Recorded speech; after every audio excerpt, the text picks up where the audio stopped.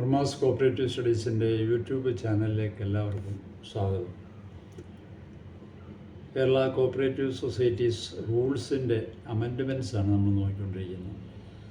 ഇന്നത്തെ ഈ ക്ലാസ്സിൽ നമ്മൾ റൂൾ 66 എന്തെല്ലാം അമെൻഡ്മെൻറ്റ്സാണ് വന്നിരിക്കുന്നതെന്ന് നോക്കാം.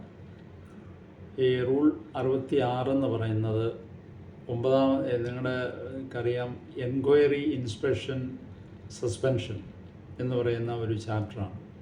അതിനകത്താണ് ഈ റൂൾ 66 വരിക. അതിനകത്ത് റൂൾ 66 1A ആദ്യമായിട്ട് ഒരു മാറ്റം വന്നിരിക്കുന്നത്. റൂൾ 66 സബ് റൂൾ 1 A എന്ന് പറയുന്ന ക്ലോസിൽ ഇപ്പം നിലവിൽ after the words books of accounts, കണക്ക് പുസ്തകങ്ങളിൽ, അക്കൗണ്ട് പുസ്തകങ്ങൾക്ക് എന്നാണ് കൊടുത്തിരിക്കുന്നത്. അപ്പോൾ അതിന് ശേഷമായിട്ട് the words which are kept either in digital or physical form shall be inserted.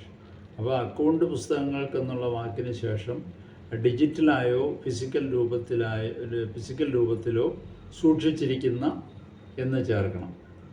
ഡിജിറ്റലായോ physical രൂപത്തിലോ സൂക്ഷിച്ചിരിക്കുന്ന എന്നും കൂടെ അതിന് ശേഷം ചേർക്കണം.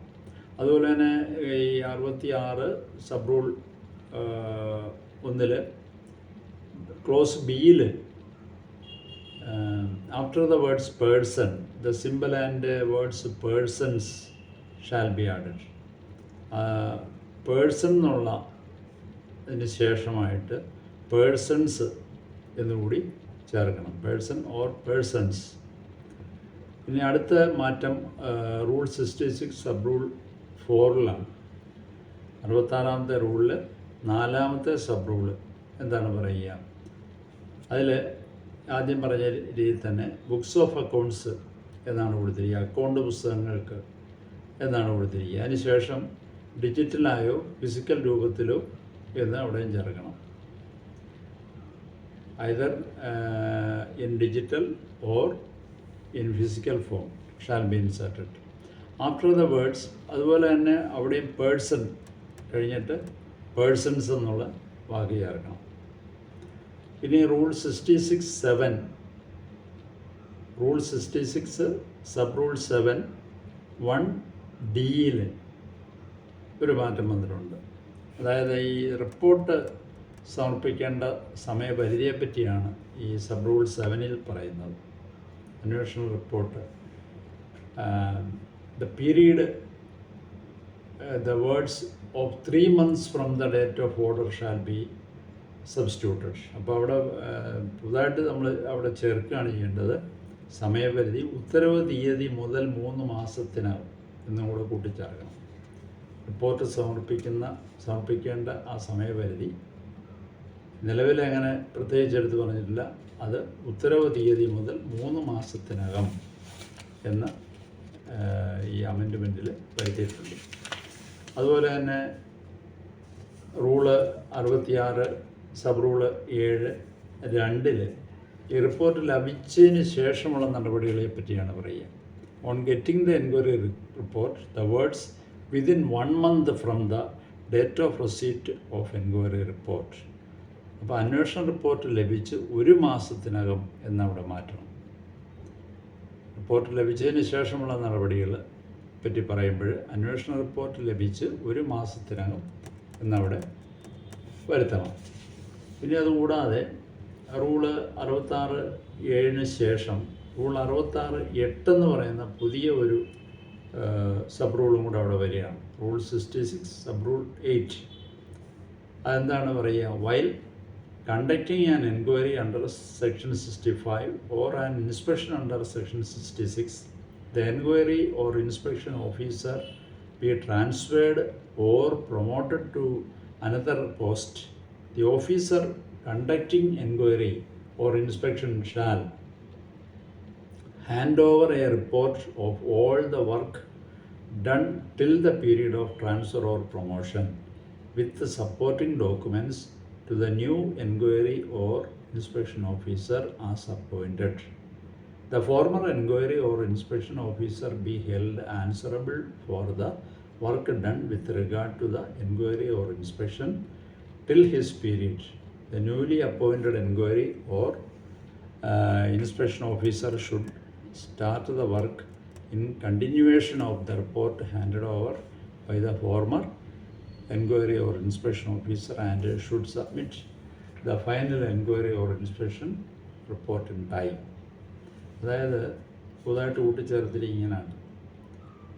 അന്വേഷണം അല്ലെങ്കിൽ പരിശോധന ഉദ്യോഗസ്ഥർ അവർ സ്ഥലം മാറിപ്പോവോ, ട്രാൻസ്ഫർ ആയിട്ട് പോവോ, അല്ലെങ്കിൽ പ്രൊമോഷനായിട്ട് പോവോ, എങ്ങനെ ആകാം.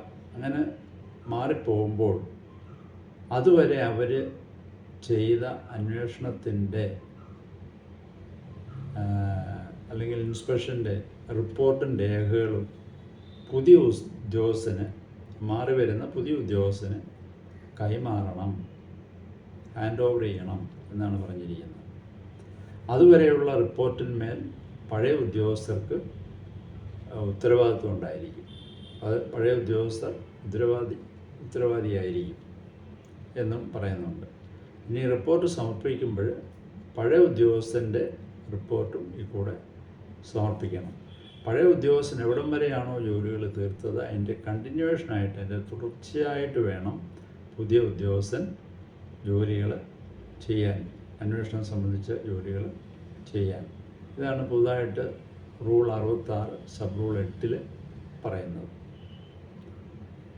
ഓക്കെ, ഇനി നമുക്ക് ഒരു ചാപ്റ്റർ, അടുത്ത നെക്സ്റ്റ് ചാപ്റ്ററിൽ വന്നിട്ടുള്ള അമെൻഡ്മെൻ്റ് കൂടെ നോക്കാം ഈ ക്ലാസ്സിൽ.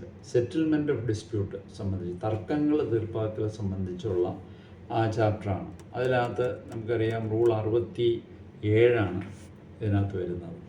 ഈ റൂൾ 67 സബ് റൂൾ 4 അതെന്തിനെ പറ്റിയാണ് പറയുക? ആർബിട്രേഷൻ കോടതിയെ പറ്റിയാണ് പറയുക, ആർബിട്രേഷൻ കോർട്ട്. അപ്പോൾ ഈ അതിനകത്ത് പറയുന്നുണ്ട് പ്രിസൈഡിങ് ഓഫീസറുടെ യോഗ്യത പറയുന്നു. അപ്പം in sub rule 67 sub rule 4 for the words and figures, advocate having not less than 7 years bar practice or bar experience and who shall appointed by government for a period of 3 years as per the terms and conditions fixed by the government. അപ്പം 7 വർഷത്തിൽ കുറയാത്ത വക്കീൽ പരിചയം ഉണ്ടായിരിക്കണം. നിലവിലുള്ള അങ്ങനെയുള്ള ഒരാളെയാണ് 3 വർഷത്തേക്ക്, period of 3 years പറയുന്നത്. 3 വർഷ കാലാവധിക്ക് ഗവൺമെൻറ് പ്രിസൈഡിങ് ഓഫീസറായിട്ട് നിയമിക്കുന്നു. പക്ഷേ ഇത് കൂടാതെ ഒരു യോഗ്യതയും കൂടെ അവിടെ വരികയാണ്. The word symbols and brackets, officer of and above the rank of municipal magistrate, civil judge, junior division.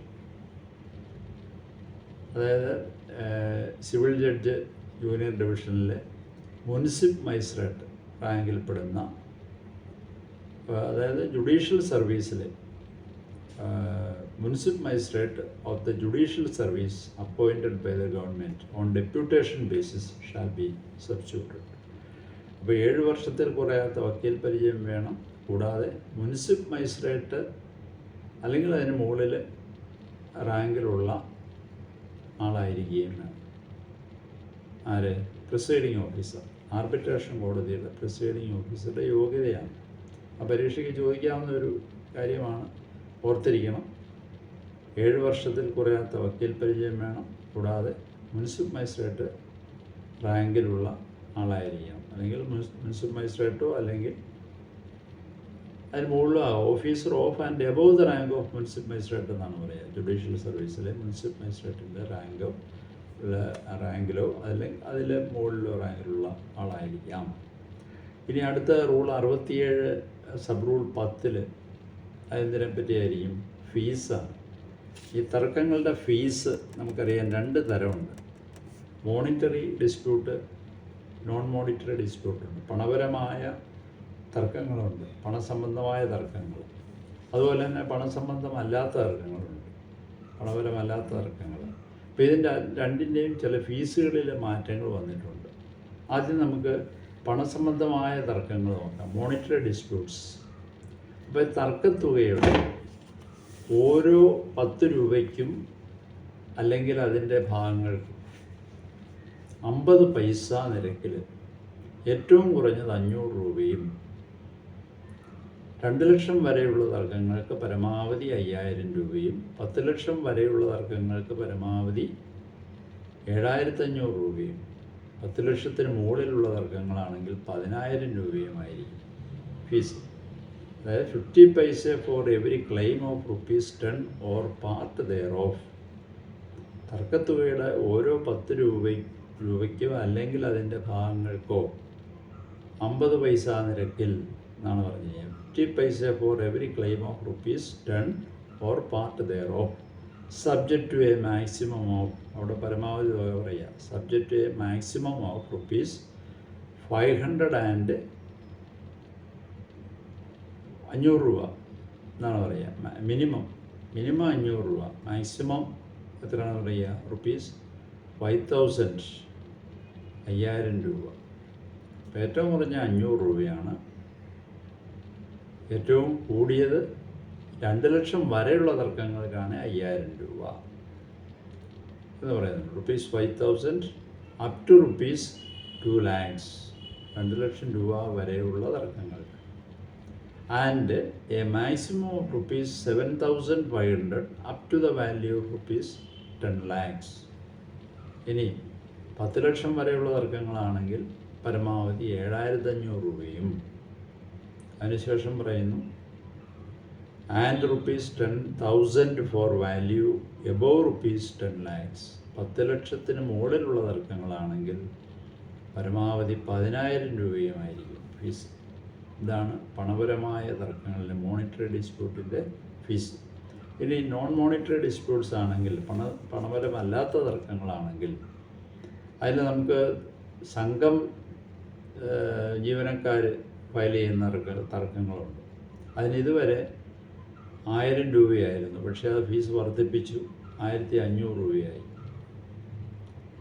അപ്പോൾ in the entries against item A for the words 1000, the words 1500 shall be substituted. അപ്പോൾ 1000 എന്നുള്ളതിന് പകരം 1500, അതായത് സംഘം ജീവനക്കാർ file ചെയ്യുന്ന തർക്കങ്ങളാണെങ്കിൽ ഇനി മുതൽ 1500 രൂപയായിരിക്കും ഫീസ്. ഇനി തെരഞ്ഞെടുപ്പ് പരാതികളാണെങ്കിൽ, ഇലക്ഷൻ ഡിസ്പ്യൂട്ടുകളാണെങ്കിൽ നിലവിൽ അത് 5000 രൂപയായിരുന്നു, അതിനി 7500 രൂപയായി. 5000, the word 7500 shall be substituted. 7500 രൂപയായിട്ട് election ഡിസ്പ്യൂട്ടുകൾക്ക് 7500 രൂപയായിട്ട് വർദ്ധിപ്പിച്ചു. ഇനി റൂൾ 68 ഈ തർക്കങ്ങളുടെ തീരുമാനം അല്ലെങ്കിൽ ഉത്തരവുകളും ഒക്കെ അറിയിക്കുന്നത് എങ്ങനെയാണെന്ന് പറഞ്ഞിട്ടുണ്ട്. അത് രജിസ്റ്റേർഡ് തപാലായിട്ടാണെന്നാണ് പറഞ്ഞിരിക്കുന്നത്. അപ്പോൾ അതിന് കൂട്ടത്തിൽ അവിടെ ഒരു സമയ ക്ലിപ്തതയും കൂടെ വരുത്തിയിട്ടുണ്ട്. സമയപരിധി, അതായത് 15 ദിവസത്തിനകം. രജിസ്റ്റേർഡ് പോസ്റ്റ് എന്നുള്ള വാക്കിന് ശേഷം after the words registered post, the words within 15 days shall be installed. അപ്പോൾ രജിസ്റ്റേർഡ് പോസ്റ്റായിട്ട് അയക്കണം. 15 ദിവസത്തിനകം രജിസ്റ്റേർഡ് തപാലായിട്ട് ഉത്തരവുകളും തർക്ക തീരുമാനങ്ങളും അറിയിക്കണം എന്നാക്കി മാറ്റിയിട്ടുണ്ട് റൂൾ 68. ഇതാണ് ഇന്നത്തെ ക്ലാസ്സിലുള്ള. ഇനി നമുക്ക് അടുത്ത ചാപ്റ്ററാണ് വരുന്നത്, ലിക്വിഡേഷൻ സംബന്ധിച്ച്. അതിലുള്ള അമെൻഡ്മെൻറ്റ്സ് നമുക്ക്, റൂളുകളിലുള്ള അമെൻഡ്മെൻറ്റ്സ് നമുക്ക് അടുത്ത ക്ലാസ്സിൽ പഠിക്കാം. അപ്പോൾ ഇന്നത്തെ ഈ ക്ലാസ് നിങ്ങൾക്ക് പല പ്രാവശ്യം നിങ്ങൾക്ക് കേട്ട് മനസ്സിലാക്കി പഠിക്കുക. അപ്പോൾ വരുന്ന പരീക്ഷകൾക്കൊക്കെ ഇതിൽ നിന്നൊക്കെ ചോദ്യങ്ങൾ ചോദിക്കാൻ വിലഴിയില്ല. അതെല്ലാം നമ്മൾ അറിഞ്ഞിരിക്കണം. സെക്ഷനുകളുള്ള നേരത്തെ നമ്മൾ പല വീഡിയോ ആയിട്ട് ചെയ്തിട്ടുണ്ട്. ആ വീഡിയോ നിങ്ങൾക്ക് കാണാം. സെക്ഷനുള്ള അമെൻഡ്മെൻറ്റ്സ്, അതിനോടൊപ്പം തന്നെ ഈ റൂൾസിലുള്ള അമെൻഡ്മെൻറ്റ്സും നിങ്ങൾ പഠിക്കുക. വീഡിയോ ഇഷ്ടപ്പെട്ടെങ്കിൽ ലൈക്ക് ചെയ്യുക, മറ്റുള്ളവർക്ക് ഷെയർ ചെയ്യുക. സബ്സ്ക്രൈബ് ചെയ്യാത്തവർ ഈ ചാനൽ സബ്സ്ക്രൈബ് ചെയ്യാനും പറയുന്നു. നമുക്ക് വീണ്ടും അടുത്ത വീഡിയോ കാണാം.